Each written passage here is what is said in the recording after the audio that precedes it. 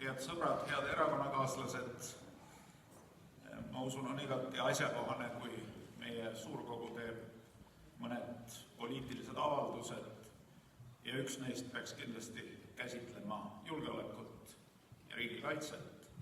Ja teile on see tekst kätte jagatud.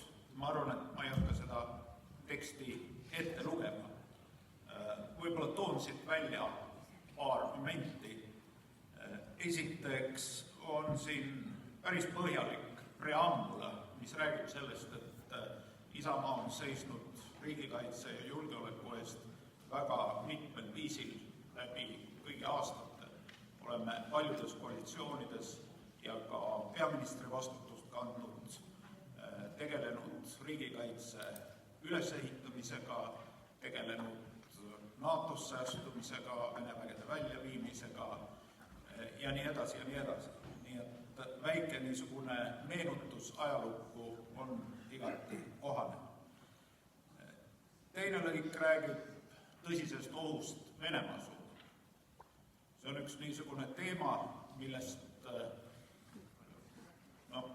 Krimmi sõja ajal või Vene Krimmi tungimise ajal räägiti väga palju ja täna rahulik elu tuleb peale ja see fookus ei ole enam nii terav.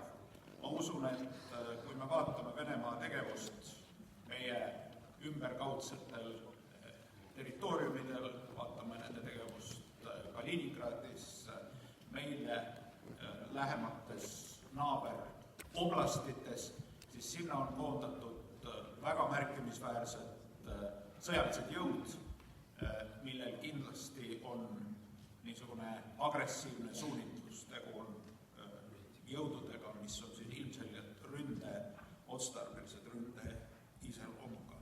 Nii et selles mõttes ei tohi kindlasti valvsust kaotada ja niisugust näilist rahulolu, kus meedia iga päev neid teemasid ei kajasta, tuleb vältida, sest oht on endiselt selgelt olemas. Ja siis on välja toodud meie omariikluse garandid. Esiteks muidugi Eesti Kaitsevägi, mis äsja viis läbi väga eduka maakaitseõppuse, kus osalesid 16 000. 16 000, see on väga suur õppus Euroopa mastaabis või isegi maailma mastaabis. Ja selle õppuse põhifookus oli maakaitse. Ning maakaitse, mille põhilised üksused pandi paika Kaitseliidu baasil, näitas ennast tõesti väga heast küljest. Ja see Eesti reservväelaste kontseptsioon, aga ka see, et Eesti riigikaitses on võimalik läbi Kaitseliidu kaasa lüüa kõigil vabatahtlikel, kogu see kontseptsioon, kogu see ideoloogia demonstreeris nendel õppustel, et tegu on väga tõsise asjaga, väga tõsiste kaitsejõududega, mis võivad vastasele anda terava vastulöögi. Ja mul on muidugi väga hea meel, et oli väga palju ka tööandjaid, kes igati soodustasid ja aitasid seda, et reservväelastel, et kaitseliitlastel oli võimalik neile õppustele minna, sest see oli pikk õppus. Ja kindlasti tuleb neid tööandjaid tervitada ja kindlasti tuleb rõhutada, et igaüks peab andma julgeolekusse oma panuse, sest nagu oli suurõppuse Siili moto, iga okas loeb. Siin avalduses on juttu ka kaitsekulutustest ja nagu me teame, Eesti täidab NATO poolt nõutavat 2%, ja me oleme ka juba üle selle. See suund 2% täitmisele võeti Isamaa valitsuse ajal ja nüüd juba aastaid on Eesti seda kohustust täiemõõduliselt täitnud ning seekord on väga oluline ka see, et eelarve läbirääkimistel me kinnitasime soovi lisaks 2%-le osta juurde laskemoona, sest laskemoon on alati väga suur prioriteet. Ei ole kasu kõigist neist relvadest, mida me hangime, kui puudub vajalikus koguses laskemoon.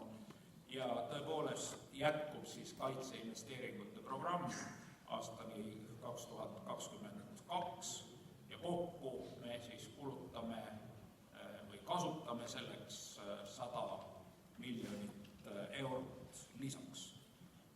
Samuti finantseerime me kogu niinimetatud vastuvõtva riigi toetust, ehk siis tahame, et meie liitlased oleksid siin koos meiega ja ka selleks tuleb teha kulutusi. Ma arvan, et on igati loomulik, et meie poliitilises avalduses on selline mõõde tugevalt sees.